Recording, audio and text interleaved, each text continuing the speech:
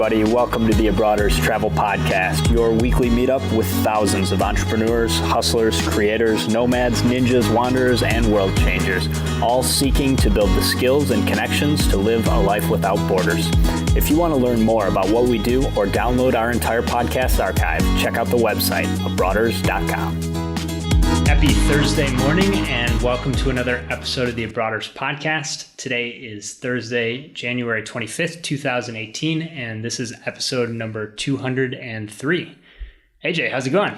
Doing all right, man. How about yourself? Doing well. We're checking in from Austin this week. We've got a great show. We've got some top stories for this week are a new verdict about the Hilton Ascend card. We've been wondering whether that's going to be considered a new product, so we finally have an answer on that. We've also got a really interesting new route to Cape Town. This is from Hong Kong, and it's got really big potential for a high-value business class award, so we're going to talk about that. And we've also got some very cheap awards with Iberia. They've got an award sale for flights to Madrid, and so that could work really well for travel to Europe this summer. A few other stories to cover as well. And then for the core content, we are going to dive into some booking case studies. We've been really busy with tickets a lot of booking requests. I think part of it is because of the new concierge service where we offer unlimited booking, and then we've just also had just the one-off bookings coming in a little bit higher volume than normal. Yeah, we're doing something right, but we've learned some. I think there's some very interesting things that I've spent a lot more time personally working on the bookings, and so a lot of things that I was doing started to match up with questions that I've gotten either by email or folks that I've talked to on the phone during free consults and stuff, where it seemed like a lot of the things that came up with some of these bookings that we picked out for today were questions that lots of people I think it's also just a really healthy exercise for the listeners for us just to, like we will later on, just kind of break it down and kind of explain how we go about booking each flight, because it's not very straightforward when there isn't great availability just right in your face on the airline's website. Yep. All right. So we're going to start off with news. All the links for today's episode will be at abroaders.com/203. Yeah, man, let's get started with a quick public service announcement. This is less news, but it was a recent blog post from 1 Mile at a Time that I thought was very helpful. So 524, most listeners know what it is, but we get a lot of questions about, I'm trying to figure out which car to get. I'm not sure where I am on 524. So there's a very simple way to figure out where you stand with 524. And it's with Credit Karma, a tool that we recommend people use for free as well, even if you're not trying to track 524. So all you need to do if you do not have a Credit Karma account, go to creditkarma.com, create your account for free. And if you do have an account, or once you have your account and you log in, all you need to do is when you log in on that initial screen, click on Credit Health. And then on that screen, you're going to click on Credit Age, and then you'll have a nice list in chronological order of your credit cards. And so you'll be able to easily do the math on how many cards in the last 24 months. That's really good. I've noticed that they've gone through a lot of different iterations of like the design of the interface, and it's definitely improving. So it's good to know that information is still available in a way that you can get to it. I mean, if somebody's listening to this in like 2019 or 2020, it may be different, but for those listening, around when this is released, it should be there. All right. So next up, we've got a little bit more information about the Hilton Honors conversion. So the Amex Hilton card was previously called the Hilton Surpass card, and Amex got a little bit antsy. They decided they need to freshen things up and repaint the room, and so it's now going to be called the Hilton Ascend card. That's all old information. The real question that we had and lots of people were wondering about was whether when this card converted, it was going to be treated as a new product by American Express. Yeah, and there's two ramifications with that. The one thing is, will you be able to get the bonus again? Yep. And then the other thing is, will this affect 524? Okay. So what's the verdict here? So the verdict is that it will not be considered a new card product. All right. And so what that means for the listeners is you won't be able to get that bonus again. Especially because in other words, if you already had the card when it was called the Surpass card, and by the way, the annual fee changed as well. So the Surpass card is the $75 annual fee one. If you got a bonus on that, you're not going to be eligible to get a bonus on this new Ascend card. Even if you canceled it before the conversion happened, you're just not going to get it. But the second thing, and this is the good side of the news, is that if you hung on to the card and went through the conversion process here, you are not going to have a new account that's appearing that counts against you for 524.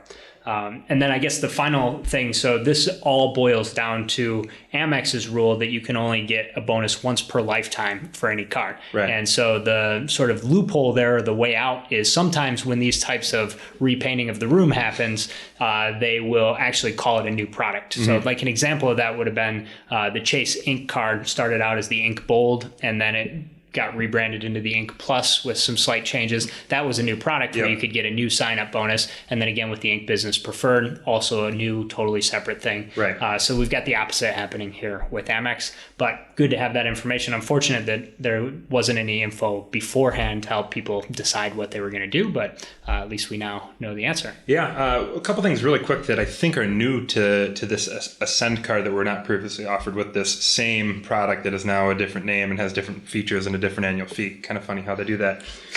If you put $15K spend on this card for a calendar year, you will get a free weekend night certificate. So if for some reason that's your jam to put spending on this card, that's nice. And then 10 free priority pass lounge passes a year, which is pretty good. Yeah, I mean, we were talking beforehand about whether it seems like that is, if you happen to have one of the ways to access Priority Pass where you have to pay for guests, having this on the side where you've got 10 free passes, you might, if you already have Priority Pass access, but somebody you're traveling with doesn't, you can give away. I would assume you can use it for other people. Right. Overall, not a bonus that I would be particularly excited about, just because I think there's a lot more value in airline miles, and a lot of Hilton redemptions are expensive, but the free night is definitely a good value if you can achieve that relatively easily. And if you've also got most of the cards that earn a lot of airline miles and you're starting to move towards the hotels, this is a new opportunity. Yeah.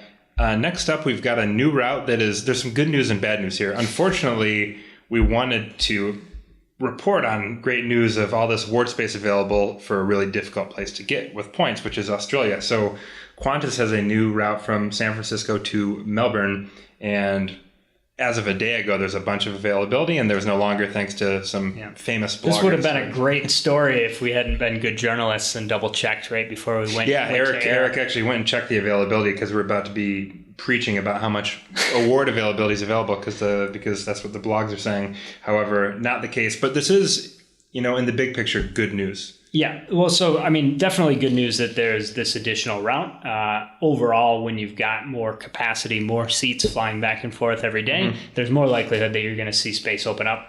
Now, what happened is that some of the very high traffic blogs reported on this, and I'm really curious to know whether this was a factor of, because they reported on enough people snagged business class seats in the last 24 hours, that what I saw. And so just for context, when I went and checked, they reported on this like it's wide open. And it's not that there's no availability, but I only found a couple of seats over the course of like 15 or 20 days when I was checking. Yeah. So the question is, did people book all those seats, or did Qantas see what somebody screwed up and shut down the business class award inventory before it could be that's the thing. If the airlines are smart, they're definitely tracking, the high traffic. Yeah, they should get up to speed on that. But, this is good news, like you said, especially because Australia is a difficult place to get with points and miles. There's just not as many flights, not as much availability. So the more the merrier as far as that goes. Yeah. And by the way, this is pretty much wide open in economy and premium economy. So there are options to get there. You're just not going to find a ton of business class seats. And it's a 787 Dreamliner, which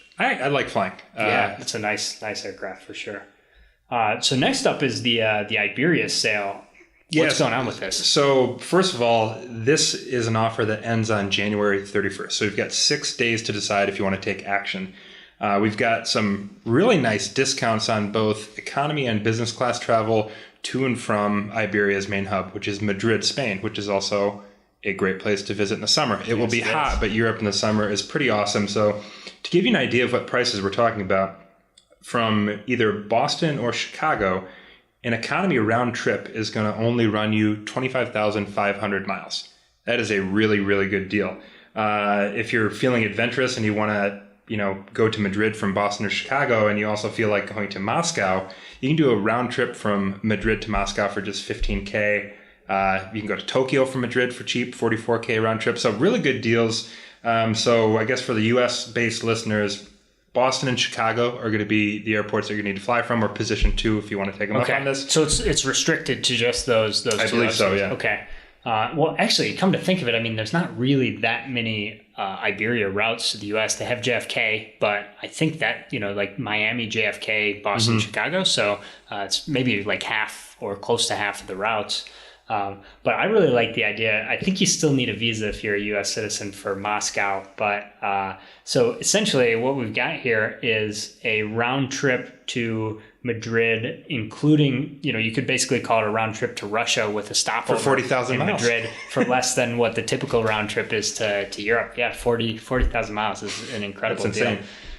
Okay, so this is, you got to book by January 31st. And this is for, I believe, through the summer. I don't know the exact dates, but for the travels for this coming spring and summer, which is pretty cool and surprising because Europe it's so busy in the summer. Everyone wants to go there because the weather is nice and Europe's great. So definitely something to look at. By the way, speaking of Europe being busy in the summer, I don't think we have this on our list today, but you told me something that surprised the hell out of me about Spain and their tourism. Yeah, so in the last year, Spain has seen just a lot of growth. So Spanish tourism is already very well established. Barcelona is, I think, the 4th most visited city in Europe. It's got major stuff going on, but they have seen a 12% increase in tourism in the last year, which is a really big deal, and that takes them to...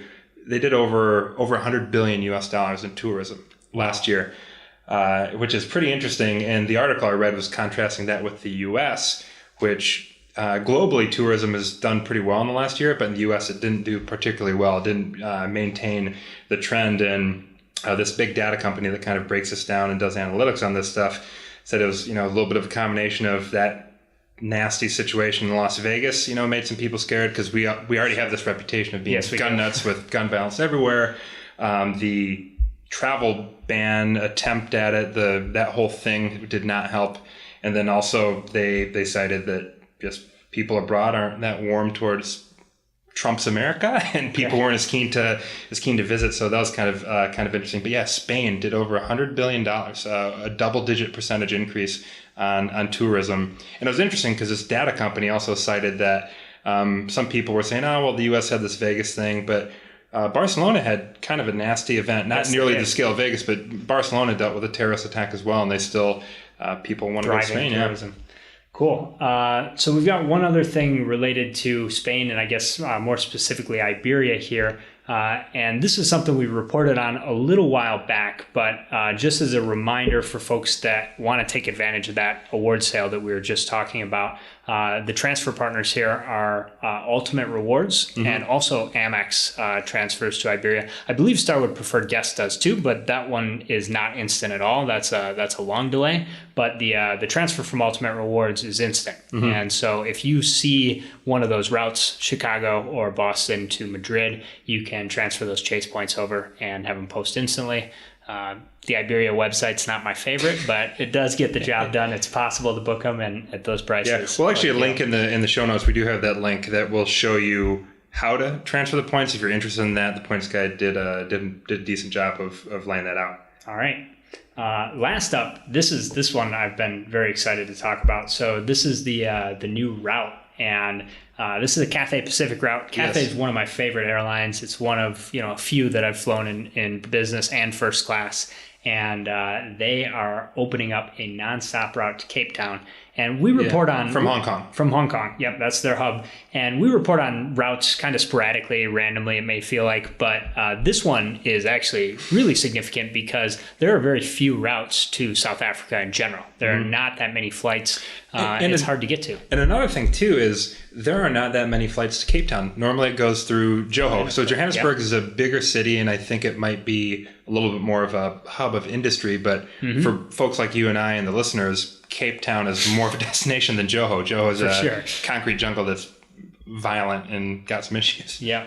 And so we had a show where we talked a little bit because I was in Cape Town in April. So if you're curious and you're thinking about this trip and are interested to know a little bit more, just kind of like the travel talk about what Cape Town's like, I will link in the show notes to that episode. Don't remember what we said exactly, but I remember you sure gave a pretty good rundown. You gave us a rundown on more or less the cost as a tourist to go out and eat, go out and drink. The Uber situation, the pricing availability on that, and then I think also you may have touched on your Airbnb, the location, and kind of some excursions where you did Table Mountain, you went out to see some animals and all that stuff. Yeah, we did safari. And I think I had somebody ask me just recently about Cape Town.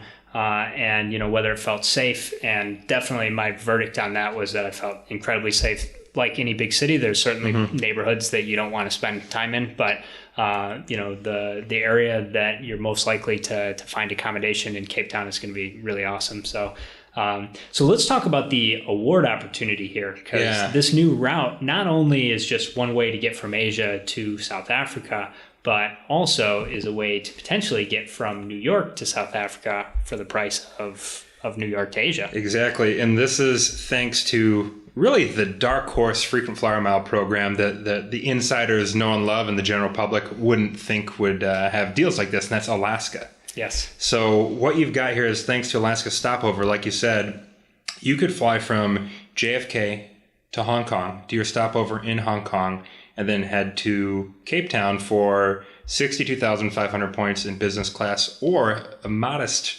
additional 7,500 points brings the total to 70,000 for first class. The disclaimer there is, I believe this flight will not have a first class cabin from Hong Kong to Cape Town, but you can go from New York to Hong Kong in first class on Cathay, which is fantastic, as you can attest to. And then in business class, which is also amazing, I can attest to that, from Hong Kong to Cape Town. That's an incredible deal. And one other little bonus, and this is actually quite worthwhile. You're probably going to have this stopover, and there's no limit to the amount of time. I think it's like up to a year. So you've got as much time as you'd probably want to spend in Hong Kong. Because it's a Cathay hub and because of British Airways program, you can also, if let's say you spent 2 weeks in Hong Kong, you could do side trips using British Airways to fly to other areas that are close in Asia very cheap. So Hong Kong's really well located to visit different places in Southeast Asia. I think it's about a 2-hour flight to Bangkok.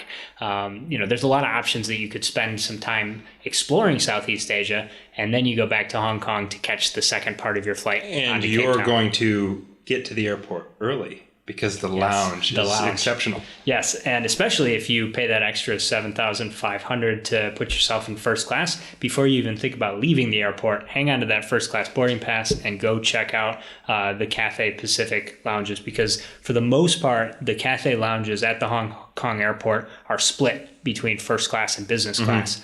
And so if you've got that first class ticket, you've got access to I think it's the wing that has the private cabana rooms, that it's basically like a jacuzzi and a shower and a bed and a desk. It's like a hotel room, basically. Yeah, because the business class and the first class are right across from one another. Because I remember the business class lounge, I remember when I had that experience, I was thinking, what in the hell is going on across the hallway? Because this is pretty awesome. But man, that's a great opportunity. And one final point that I think is pretty cool, like when we're talking about like the average Joe that knows frequent flyer miles are a thing, but they would never even imagine there's a podcast and people that are really into it.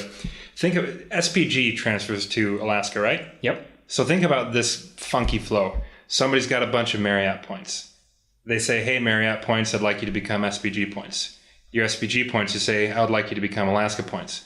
And then you ask Alaska, hey, there's this airline in Hong Kong that is going to get me to Cape Town. Like that's, I know, pretty cool. Yeah, it's a lot of steps, but it's actually really easy to execute on that. And it'll be interesting to see what the award availability is like. One other thing, I guess, last note for Cathay, if you start looking for this route, and don't get discouraged if it's not open right away, if you can be flexible and be able to book something last minute, this is kind of the reputation of Cathay, is that they're very good about opening up award availability if they're not going to sell out one of those premium cabins. So if, most of these flights will have somewhere between 35 and 55 business class seats. If it looks like they're not going to sell them out, they do open them up at the last minute. So it's possible, even if you're just able to snag premium economy and you've got the miles in the wings, sort of waiting to upgrade. Yeah. If that opens up at the last minute, there's a very good chance you're going to have a happy phone call to Alaska to upgrade that award ticket. Yeah, man, that's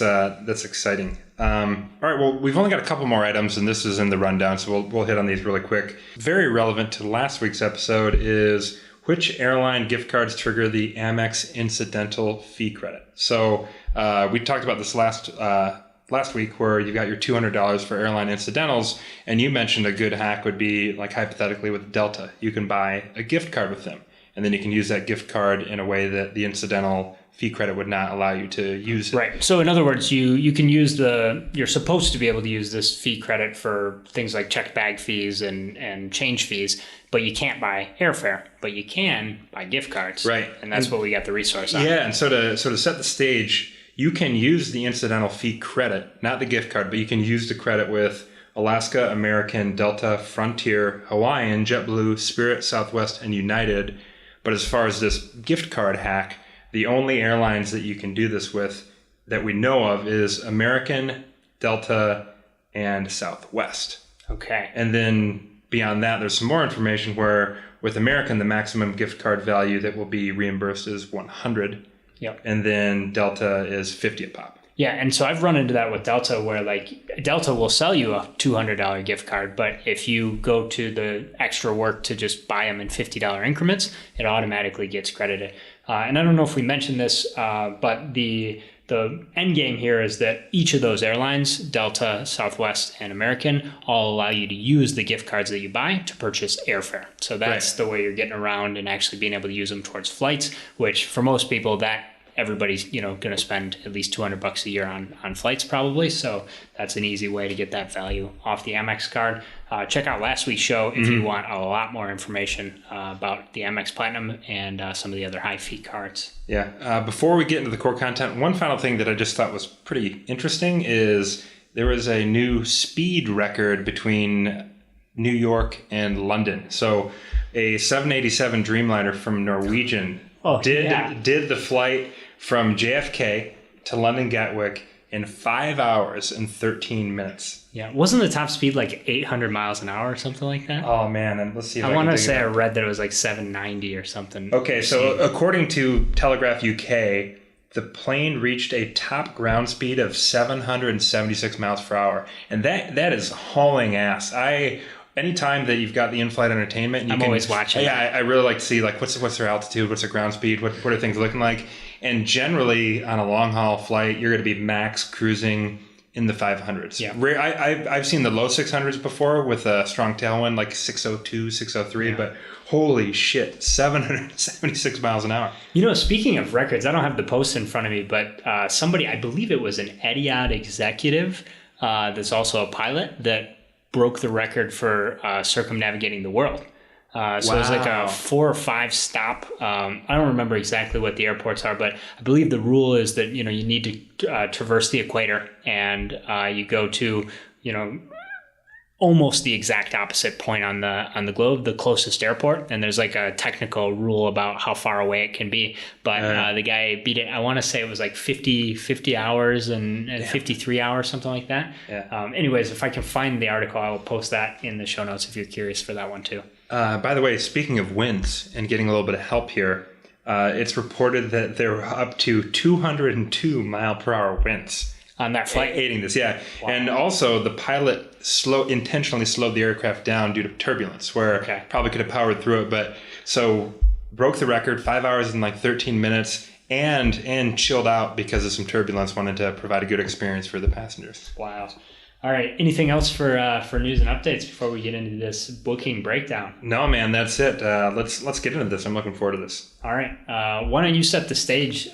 So I guess kind of for format, we've got a set of 3 different booking requests. A couple of them are multi-part bookings or multiple trips. And so AJ, give us the travel information, and then I'll run through kind of what we did as far as the booking team to try and figure this out and kind of our process going through the booking. Yeah. Okay. So this first one we've got is from our booking service from one of our clients. Let's call him Andrew. So needs to book a flight between Saigon, Ho Chi Minh City, Vietnam, and Honolulu, Hawaii. This is going to be in economy class. Andrew's miles balances. It's got 89,000 AA, 24,000 Chase, 48,000 Barclay, 37K SPG, 63K Marriott, and 13,000 with United.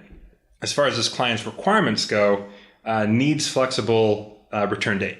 As far as return dates go, it needs to be flexible in case it needs to change something. The travel time needs to be less than 21 hours. All right. Don't know exactly why 21 and not 20 or 22, but we're going to respect that. That was in the request. We're going to get it done. Yep. And then another thing is this is a booking for this client's girlfriend. And that is important because we need to make sure that there's a program we use that allows bookings for non-family. Yes. So, Mr. Paquette, where do we begin with this? All right. So first of all, and every time I look at these, I always immediately start breaking down the miles into alliances and start thinking about which part of the world we're looking for partners in. So we've got American Miles. That's going to be One World. We've got Chase, which the primary transfer partner that we use the most is United. So those are the first two places. We've also got a combo of SPG and Marriott, which means that Marriott can become SPG at a 1-to-3 ratio. And then, so we've got, 60,000 Marriott's, 20,000. So we've got some additional miles. We're not going to need all these for sure, but just kind of having that perspective is a good spot to start. Second step here is checking the paid ticket. So in this case, for this person's travel date, Andrew had an option to buy a round trip flight for about $1,000. So about $990. And so with Barclays, he's got 48,000 Barclay points. And so technically you could buy that paid ticket and refund $480 for that by redeeming those points. However, in this case, Barclays is not a good option because pretty much any paid ticket is going to have punitive change fees. And so you're not going to have that flexibility. And if you did buy a flight that was refundable, then you're going to pay a bunch of money and then negate the difference. Yep. So first thing that I checked is AA. And the reason for that is that American allows free changes as long as you do not change the origin or the destination. So as long as the starting point and the ending point for the trip are the same, you can change the routing. You can change, so in other words, you can change where you stop, you can change which airline you fly, and you can change your dates for free. So that is for sure the most attractive program when you've got this requirement of, I'd like to keep my return date open-ended as much as possible. So check that first. Found the outbound really easily, which usually means the return is going to be a huge pain because things are never that easy.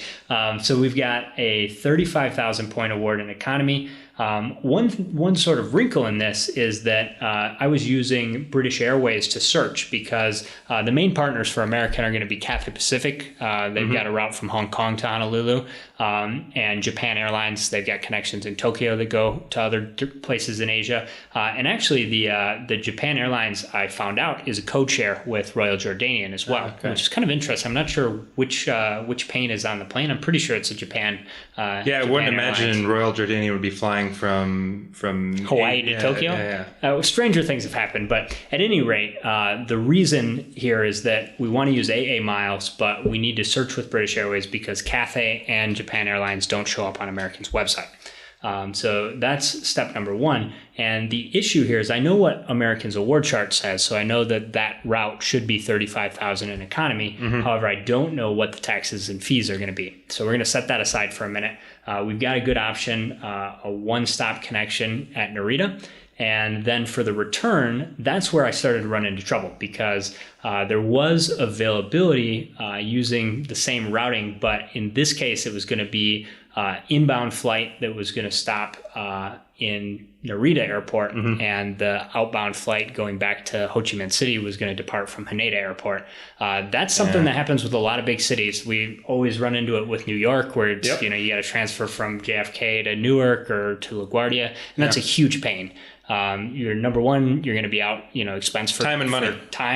And a lot of times, it really makes it less predictable what your stopover requirement is going to be, how much time you need.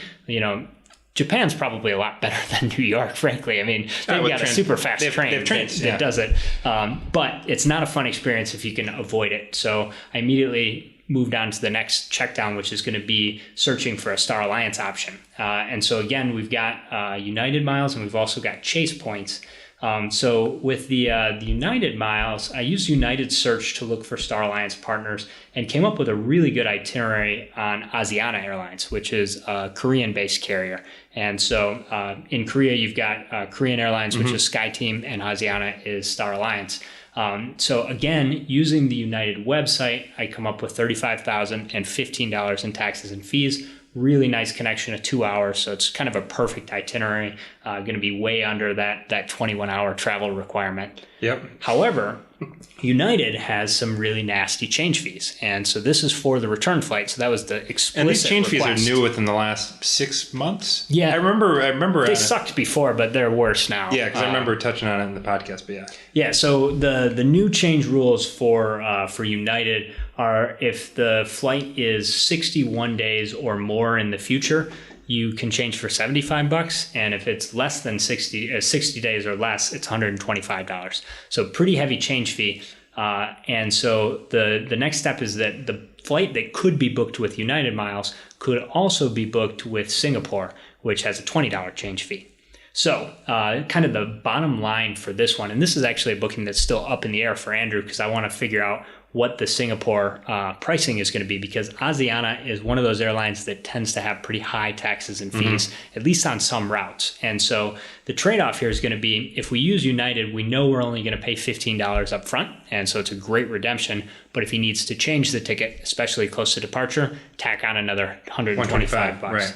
However, if we use Singapore, the liability of that change is only $20, but the taxes and fees we're just going to have to see. And so essentially, if those taxes are under $100, we're probably going to want to go with Singapore. Yeah. Otherwise, the recommendation would probably be to go for United.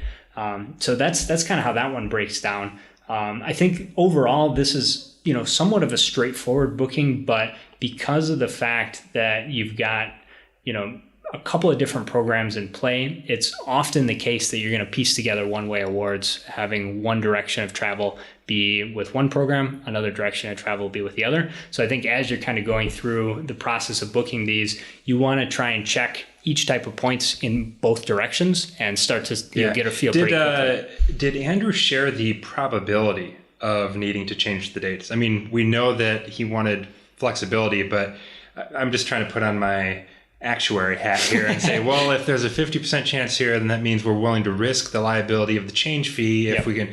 But that's where it gets a little bit in the weeds. But kind of like you mentioned, this one comes down to the math on changing flights versus taxes and fees, just trying to mitigate the out-of-pocket expense on this one. Yep. Either way, though, to save $1,000, what we're looking at ultimately here is probably going to be about 65 or 70,000 miles round trip. I think Singapore may be a little bit cheaper than the United Award, so probably going to be 70,000 points round trip, very low taxes and fees, so pretty good redemption. And this is also pretty good because, I mean, Ho Chi Minh City is a big city, but not a major airport. No, that's true. Nor is Honolulu. So connecting those type of dots can be, I think, a little bit tricky. I'm not familiar enough with Honolulu, but I'd imagine in most instances it's expensive to buy flights and difficult to book them with miles between those two cities. Yep. All right, man, you ready to move on to booking number 2? Booking number 2. So we've got another booking client. Let's call him Georgie. So this is actually this is one booking request with a couple itineraries baked in here. This is the farewell booking. This is two people going different directions. Yeah. So we've got Georgie that needs to go from Cancun, Mexico, the lovely Yucatan Peninsula, to Managua, Nicaragua, and then his travel companion is heading from Cancun back to Sao Paulo, Brazil. Right. And then Georgie's points balances, he's got about 34K with American, 60K with United, and about 48,000 with Chase. All right. So first off, this was my first booking experience with any flights to Nicaragua. So I had to do a little checking in on the Managua airport and what airline service that. It's funny, man. Like I would say at least 15% of bookings, I still have to look up the airport code and figure out. There's just so many places. Yeah, I'll see them come in, and sometimes there's some airports, and I'll look them up. And even with the Google result, it'd be like, okay, you just told me what city this is, but I don't know. I need to now Google the city. Exactly. All right. So We're going to start with the Nicaragua part. So the paid ticket is $482. So this one doesn't leave a ton of room to save with points. So it's really got to be a pretty good deal, low number of miles and low taxes and fees. Now, the other thing that I don't know if you mentioned, but this was a extremely close-in booking. This was 4 days. 4 days advance notice. So we didn't have much time. We got to get this ticket sorted out as quickly as possible. And we got about 2 days of flexibility. So there's a little bit, but it also kind of simplifies things because you don't have to check 10 or 15 different dates. Right. So that's sometimes a blessing. So we started out with United. Georgie's already got some United miles and he's got Chase. And the other thing about United is that their partner Copa is based in Panama City, which is in Central America. So that would be like Central America's hub. Yeah, I would imagine. Like, I don't think any other airports can rival Panama City as far as Central America goes. No, well, especially if you consider Mexico in North America. That Mexico City's probably got more flights. Yeah, but I was thinking real Central America, because technically Mexico's North America. Yeah, I think, and so Copa is, and they've got quite a bit of volume. I mean, I think it's just because there are so few other options that there's generally a lot of flights. I know I've booked a lot of things between Colombia and places in South America go through Panama City, Colombia, North America, lots of times. So at any rate, we started with United, and the saver economy was $17.5. And when I searched this on the United website, the taxes and fees show up as $132. And so that's really important because you have to take out the fact that this is inside of 21 days, which means that United is trying to charge you a $75 close-in booking fee. Now, it's possible to get around that fee if you're willing to do a little bit of extra work, which of course we're willing to do for Georgie. Absolutely. And this is something you shared maybe a month or two ago because you did it for one of our Broaders concierge clients on a domestic flight. I'm pretty sure you did with United. Yeah. They apply it on everything. Man, do you want to give just a quick rundown of what this workaround is? Yeah. So United, the website automatically just tacks this fee on and just tries to blend it in with your fuel and surcharges and carrier imposed fees. But if you're required to give people a 24-hour change window. So if you book a flight, you can change that flight within 24 hours for free. Now, the setup here is that if you want to get out of that change fee, that close-in booking fee, you can book a ticket that's more than 21 days out and then call United immediately after ticketing the reservation and then say, oh, hey, I was planning on going to Managua in February, but gosh, it turns out there's a flight 2 days from now that I'd really like to take. Looks pretty good, yeah. That looks great. Can you move me up?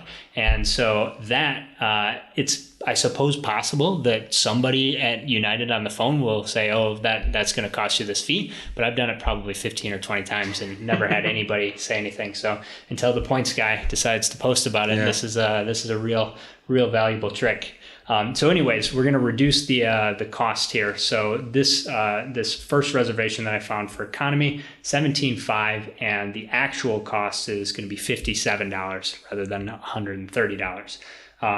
Now, the one downside with this one, and this is not a major thing, but this itinerary connects in Houston, Texas. So it's Cancun, Houston, Managua. And so that means other downside is going through customs. Got to deal with that. And if you don't have, for folks with global entry, that generally is a pretty painless experience. But if you don't, that could mean a 2-hour customs line, depending on what time of day you show up.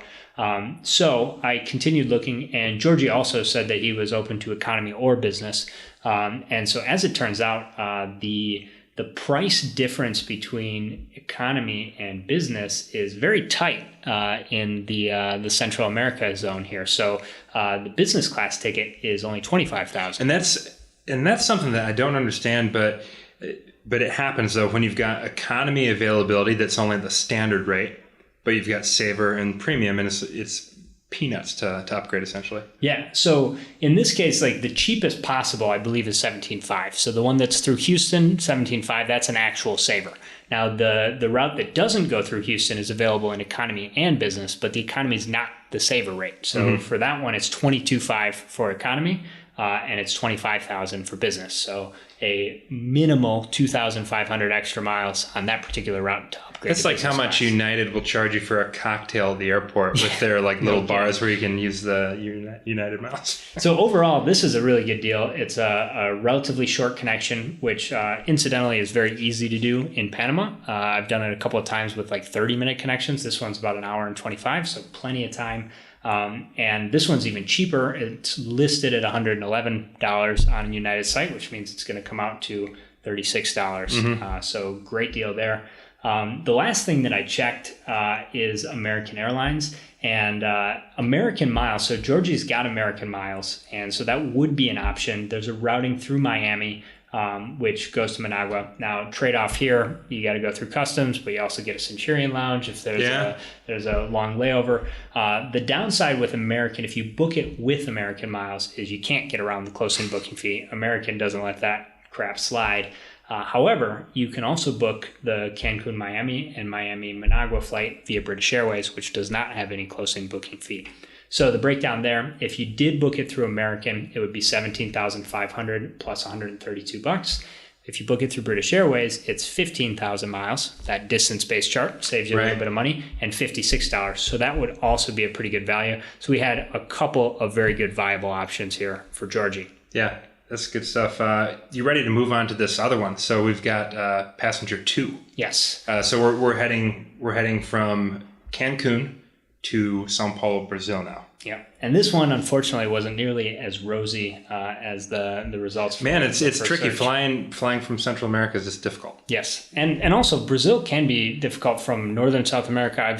I've done. When we were living in Medellin, and Gabriela wanted to come up from Salvador. That was a nightmare. That was probably the hardest booking I've ever done. Yeah, when I went to Brazil from Colombia, it was a funky thing too. I went Medellin to Bogota, overnight in Buenos Aires, then on to Sao Paulo. I forgot about that. There's some wacky routings that are often necessary. So a quick rundown of this one. The major issue here is that the companion that's going to Sao Paulo is a Brazilian citizen. And I actually didn't know and didn't have a chance to ask Georgie whether she has a U.S. visa. Yeah, and so for those that don't know, if you're a Brazilian or really anyone that does not have a visa to enter the U.S., you can't even catch a connection. Yeah, you can't even sit in the airport and wait for your next flight. So that dramatically reduces the options, because normally American would probably be the best way to get to Sao Paulo, because you've got a pretty close connection from Cancun to Miami. That's a relatively short flight. And there's a couple of flights from Miami to Rio and to Sao Paulo. Right. There's also Dallas that's relatively close. So really good options if you can transit. But American doesn't have any partners in Central America. LAN has some flights maybe, but that's really not going to happen. So we're pretty much immediately reduced to just using Star Alliance miles and trying to find something on Copa. Did find something that's pretty close to workable that stops in Panama City, then Belo Horizonte, and then onwards to Sao Paulo. So there's a possible award here, but the downside on this one was it wasn't available at economy, so it was pretty expensive. It was 45,000 miles to do business class. I don't think it's a bad deal, but Copa's business class just isn't that nice. So if you're going to spend 50,000 miles, you really want to be on a nice lay flat. So normally this wouldn't be the type of booking that I'd recommend, hey, splurge on business, spend 50,000 miles. But with a short timeline to get something booked and $1,000 ticket, might be an okay. Yeah, and I mean, when you consider, economy is at 42.5, business is at 45, that's a no-brainer. Yeah, like if you're gonna redeem, you may as well go for it, make it official. Yeah. All right, so that wraps it up for that booking. We got one more sort of double request to share. Yeah, and so this one, let's call him Jeff with a G. Just kidding. So we'll call him Jeff. And so this is an Abroaders Concierge customer. And for those that do not know, Abroaders Concierge is a service where we will give you unlimited flight booking. Yep. You got points and you got travel. Just put us to work for a year as much as you want. There's some other benefits to the service as well, but staying on the path of booking. So this customer came to us with a couple of travel plans. And to set the stage here, the first travel plan is from Minneapolis to Toronto for 2 people. And then the second one will be from Minneapolis to Miami for 1.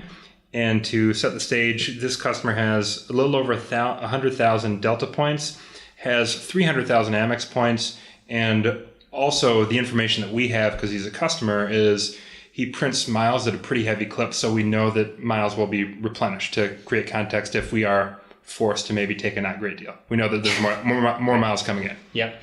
Other requirements here. So this is optional for economy or business. Both of these are relatively short flights, and sort of some preference for direct flights. Yes. So that's something that we get a lot.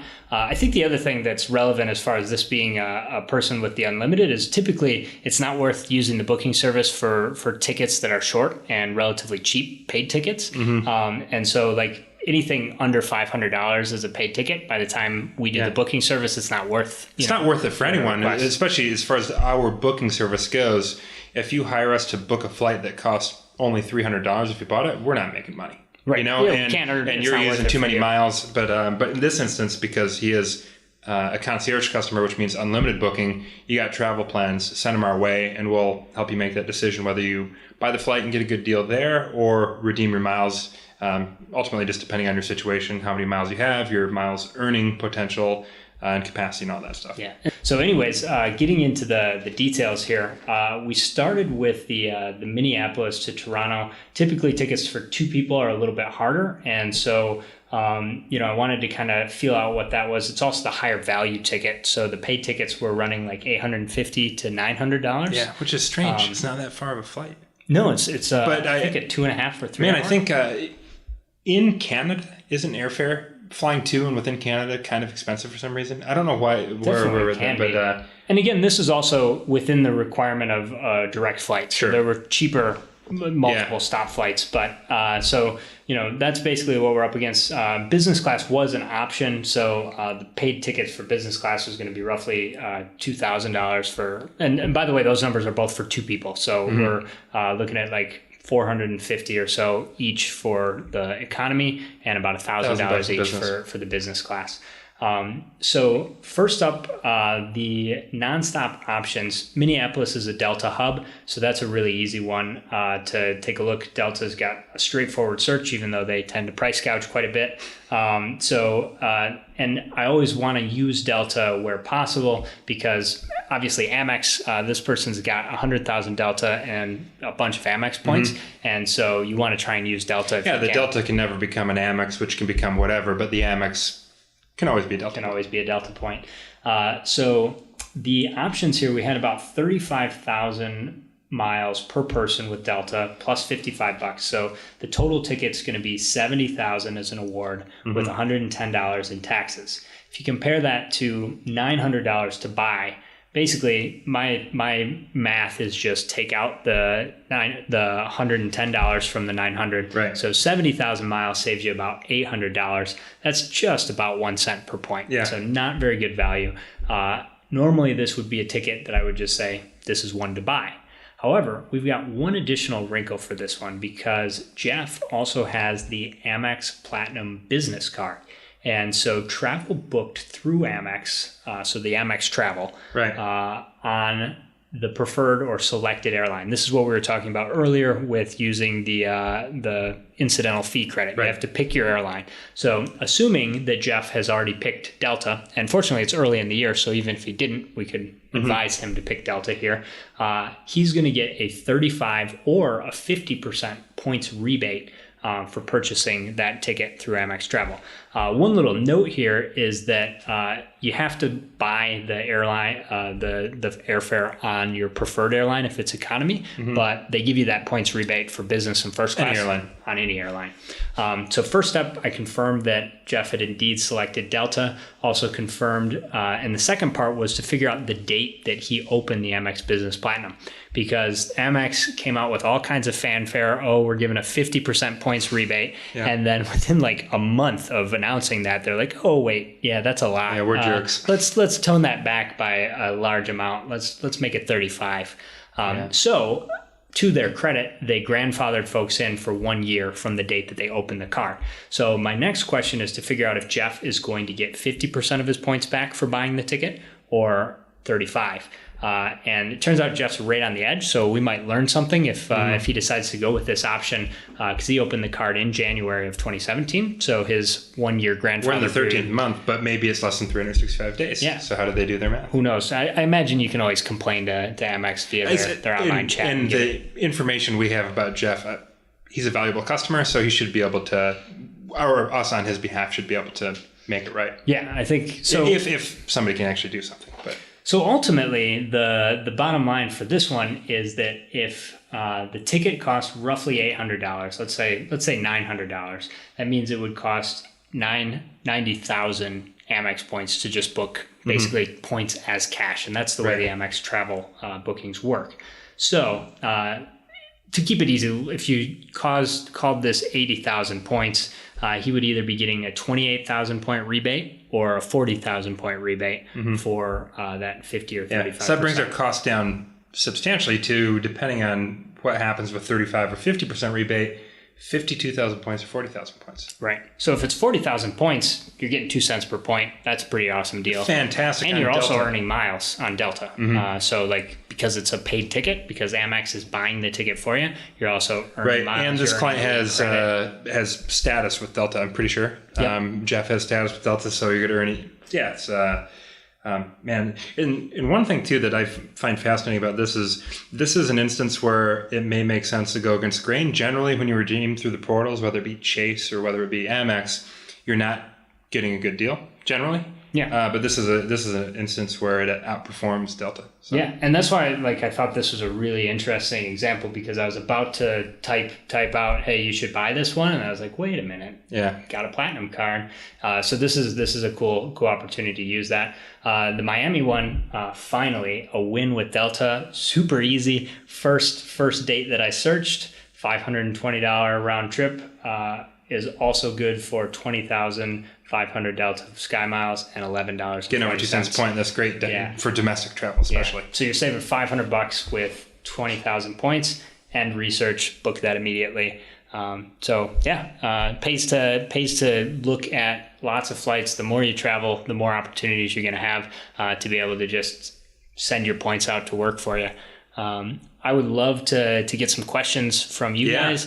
We got a lot of feedback, at least as of recently, asking for more in-depth coverage about bookings. So that was the inspiration for this episode. If you guys like this, let us know, and we'll try and put together some more. If you've got other ideas, other things that you'd like to learn about, we would be happy to oblige. Yeah. And if anyone out there has a bunch of points and a bunch of travel plans, you should really consider Abrados Concierge. If you want to check that out, see it in the show notes, or go straight to abrados.com/unlimited. All right. Anything else? Man, that's it. That's good stuff, man. It's even though I knew it was going to happen, and I've got this positive feeling because we ended on a high note, because the flight to Miami worked out well. I'm ending on a high note. That's a good time to call the show. Yep. See you guys next week. Hey, Broaders, don't be shy. Hop over to the website and join our email list for exclusive travel hacking content. If you like what we're up to, the best way you can support the show is by leaving us a 5-star review on iTunes. Lastly, we would love to hear from you, so send your show feedback to Eric or AJ at abroaders.com. We will see you next week.